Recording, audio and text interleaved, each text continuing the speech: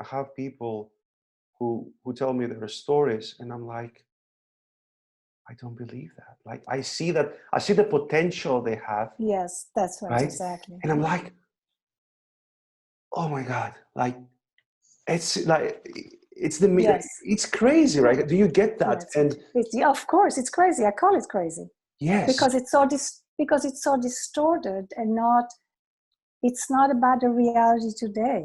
It's the reality when they were kids and made up those. This is the meaning they gave to their experiences, and the meaning is distorted. They were kids. It's not their fault.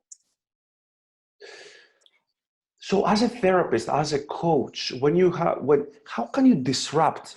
Like, somebody comes to you, they tell you their story, and your whole being, as therapist, or as a coach, like, or any human being, right? A parent, a friend, anybody.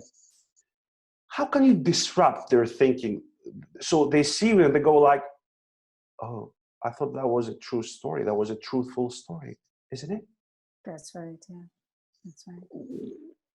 Do you have any tricky, let's say, ways, any to make them think like, what?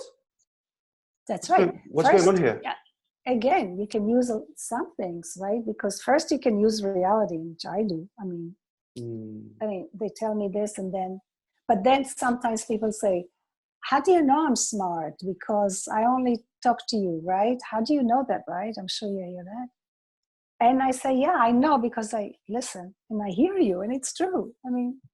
But more than that, it's the reality of their lives. And those people operate on two tracks. One is the life they live, which is resilient and successful. And the other life is the internal life, right? All these fantasies, all these thoughts, all these negative narratives they have, right? So those narratives are really important to who we are. And those negative narratives are really difficult, can be difficult, right? So you identify those narratives, right? That it is an internal state. It's not necessarily at all about reality. And not only that, those narratives were created when they were very young, Right. and had no perspective and no understanding about the world.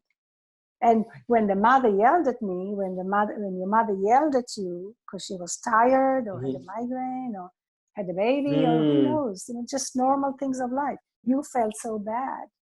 And your automatic thinking was, yes, either she doesn't love me or I'm no good, I'm a bad child. And if it happens a few times, it's learning. So I come up with those narratives, and then those narratives already look for proof unconsciously.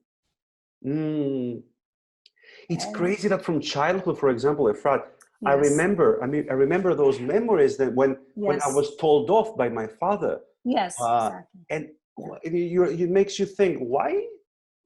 How come you remember only those moments? So imagine the emotional, influence, right. the impact there. It's the evolutionary benefit that remembering negative stuff had. Because if we remember what cave not to go in, or what people not to mess with, right? Or what jungle not to go in, or what animal to be afraid of, if we remember that, we survive. Yeah. So there's a bias, the brain has a negative bias.